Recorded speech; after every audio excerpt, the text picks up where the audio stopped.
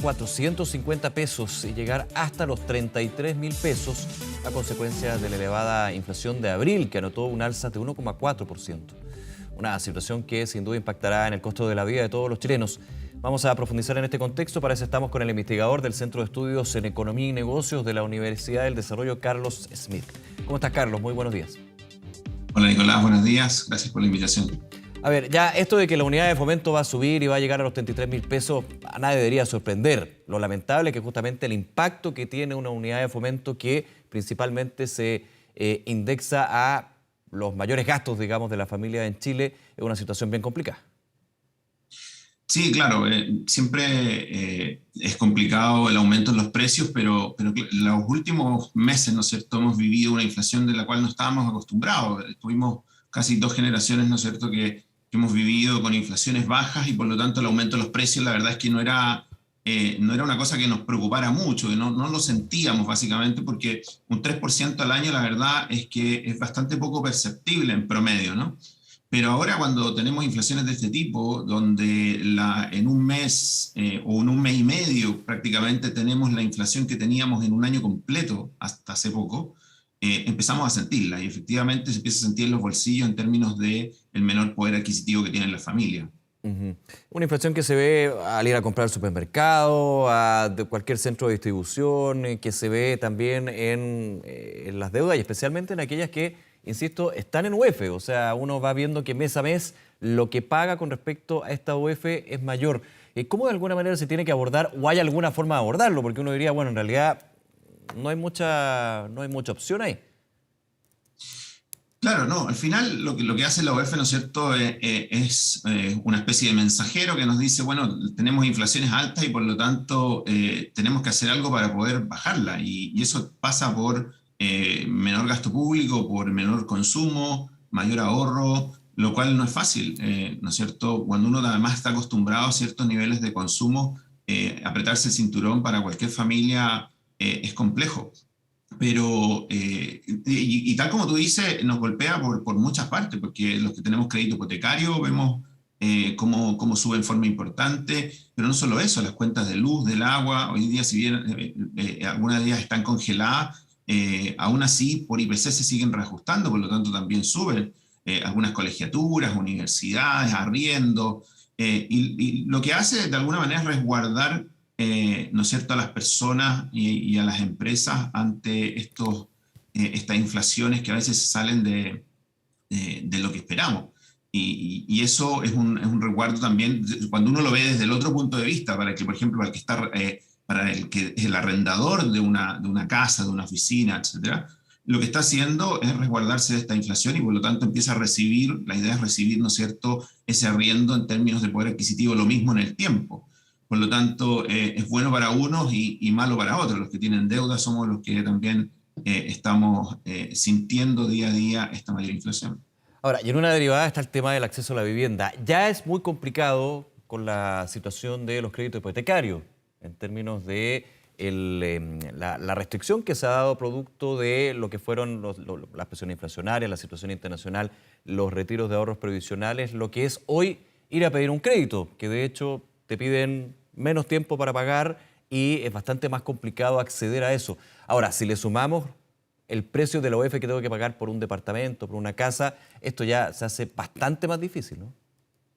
Mucho más difícil, y sumémosle a todo lo que tú dices, Nicolás, el hecho de que los materiales de construcción han estado subiendo muchísimo y mucho de ese costo no se había traspasado a consumidores, por lo tanto, eso va a generar aún mayores restricciones. Por un lado, un aumento en el precio, un aumento en el AUF, tal como tú dices, este menor ahorro finalmente con el retiro de los fondos de pensiones que se hicieron, digamos, con ahorro que se fue al extranjero, algún ahorro se fue también, y por lo tanto ese menor ahorro implica la menor posibilidad de generar créditos de largo plazo como los teníamos antes.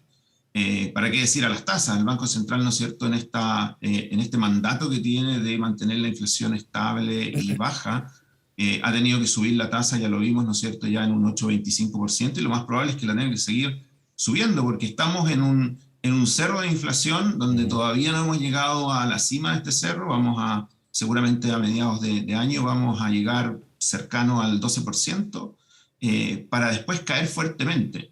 En un contexto distinto, el Banco Central hace un rato tendría que haber estado bajando la tasa de interés. Sí. Pero no puede hacerlo, porque finalmente la señal que enviaría al mercado sería la contraria a lo que debiera ser en términos de en esta expectativa de inflación a los próximos 18 a 24 meses. Porque después de, cuando lleguemos a la cima de este cerro del cual hablaba, vamos a sufrir una caída bastante importante hacia fines de este año y el 2023, por lo tanto va a ser tiempo bastante complejo. Ahora, usando la figura, ¿se ve la cima del cerro? Esa es la pregunta que muchos tienen, porque, por ejemplo, desde declaraciones luego del IPC de abril entregado la semana pasada, el ministro de Economía, Nicolás Grau, decía, bueno, la situación es compleja, esperemos, y se ve por lo menos que el segundo semestre podría ir mejorando. Pero, ¿esa cima del cerro se ve o es un tema que todavía está muy inalcanzable?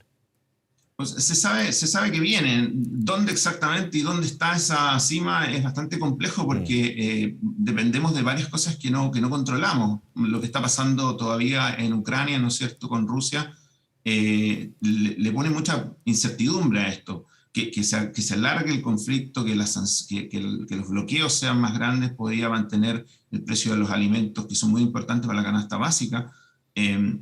Por encima de lo esperado y por lo tanto podríamos tener mayores niveles de inflación. El tema del combustible, ¿no es cierto?, que para nosotros es esencial también en los costos. Por lo tanto, dependemos de varias cosas, del tipo de cambio, de lo que vaya a pasar con el tipo de cambio, con la incertidumbre que genera, ¿no es cierto?, la convención, lo que vaya a pasar con eso también. Ya son temas más internos, pero que de alguna manera nos pegan en todos los importados. Por lo tanto, es difícil saber. Lo que sí, las cifras están mostrando que estamos creciendo, seguimos creciendo, pero seguimos creciendo menos que antes, o sea, desaceleradamente, y eso va a seguir hacia adelante. En algún minuto estas alzas, estas tasas que tenemos importantes de la TPM y por lo tanto las tasas que nos llegan a todos nosotros, van a generar el efecto esperado y la economía va a caer y seguramente vamos a tener algunos periodos recesivos hacia el tercer trimestre de este año. Sí, tú lo decías, Carlos, la última decisión del Consejo de Banco Central con respecto a la política monetaria fue una nueva alza importante de la tasa de política monetaria, la tasa referencial en este caso 8,25%. La pregunta es, ¿esto ha sido una tendencia cada 2 meses, que son las reuniones del Banco Central, del Consejo? ¿Se ha sentido el impacto de una medida política monetaria que hace muchísimo tiempo no se aplicaba y de hecho es bastante inédita por parte del ente emisor? Sí, quizás no como el banco espera, pero porque tiene algún rezago eso, ¿no? Pero de todas maneras se está comenzando a sentir y se va a sentir aún más luego de esta última alza. Porque todavía consideremos que todavía quedan recursos de los retiros en las cuentas. Seguramente los que van quedando, gente que lo sacó no para gastarlo, sino que para cambiar de mano, digamos, y tenerlo a mano de alguna manera, pero todavía hay recursos dando vueltas. Seguramente con estos IFES que ya no queda el efecto y estas mayores tasas de consumo va a ir cayendo. Hay expectativas y ahí hay que tener ojo porque lo más importante acá es que el Banco Central mantenga su credibilidad, que la gente crea que el Banco Central va a hacer todo lo posible para lograr esta inflación. Y si eso no lo perdemos, el efecto lo vamos a ver muy luego. Pero todavía quedan efectos que estamos viendo en la inflación que tienen que ver más con los costos, más con un problema de oferta, más que demanda. Uh-huh. Hablamos del margen de acción que tiene el Banco Central, uno de sus grandes objetivos, sino el gran objetivo que tiene es justamente mantener la inflación estable, sana, podríamos decir. ¿Cuál es el margen, a tu juicio, también de otras instituciones, de otros órganos? Por ejemplo, el gobierno en este caso. Ya se ha anunciado el Plan Chile Apoya, una serie de subsidios, transferencias directas por la canasta básica protegida dentro del proyecto de reajuste al salario mínimo, pero también algunas medidas que tienen que ver con los combustibles. ¿Tiene margen, digamos, para poder abordar esta situación económica tan adversa? Tiene algo de margen en términos de los componentes del gasto. Sabemos que para este año el gasto, ¿no es cierto?, es menor en forma importante al presupuesto anterior, pero ¿dónde puede hacer la diferencia es cómo van a ser los componentes de ese gasto? Yo podría decir, bueno, hay una parte que se va a inversión, otra a consumo. Podría cambiar eso y decir, bueno, vamos a bajar la inversión y vamos a aumentar el consumo, y ahí podría incluso presionar un poquito más los precios eventualmente con ciertas cosas. Pero la verdad es que tiene algunas herramientas que podría utilizar, algunas cosas nuevas en términos que lo ha hecho, ¿no es cierto?, tratando de mantener, por ejemplo, el precio de la parafina, que le llega a muchos hogares, especialmente hogares de menores ingresos, tratar de contener algunos precios, digamos. Algo de margen hay, pero la verdad es que la tarea final del gobierno tiene que ser ajustarse el cinturón. ¿No? Es la única forma que salgamos de esta espiral o este incipiente espiral de inflación, que puede ser muy, muy dañino y especialmente para los que tienen menos. Uh-huh. Carlos, por último, y agradeciendo esta conversación de un tema que es bueno ir bajando en las distintas aristas para tener toda la información, digamos, para tomar decisiones. Quiero ir a ese punto. A tu juicio, ¿cuáles podrían ser las recomendaciones para las familias, para las personas que ven cómo su plata finalmente cuesta menos porque los precios están bastante más elevados? Y esto a nivel general, porque hace tiempo que habían precios que estaban altos, pero eran en ciertos productos, uno podía hacer la diferencia. Ahora, todo está más caro, y salvo los libros que entiendo bajaron un poco, pero ya estaban caros de antes, no hay mucha decepción. Efectivamente, la inflación empieza a permear y estar prácticamente en toda la canasta. Por lo tanto, lo que las familias pueden hacer es tratar de buscar la alternativa de precios más baratos. Hay las ferias libres, a veces la compra por mayor también es una buena alternativa. De repente juntarse entre la familia, amigos, vecinos y poder comprar por mayor podría generar algunos ahorros por ese lado.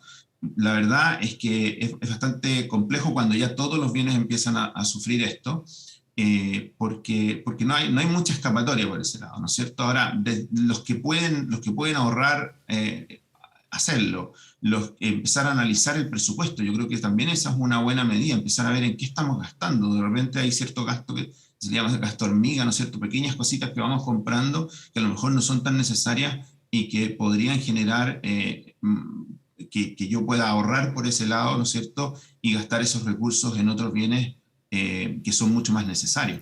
Uh-huh. Carlos Smith, investigador del Centro de Estudios en Economía y Negocios de la Universidad del Desarrollo, muchas gracias nuevamente por acompañarnos esta mañana. Que estés muy bien. Gracias, Nicolás. Que estés muy bien. Buen día.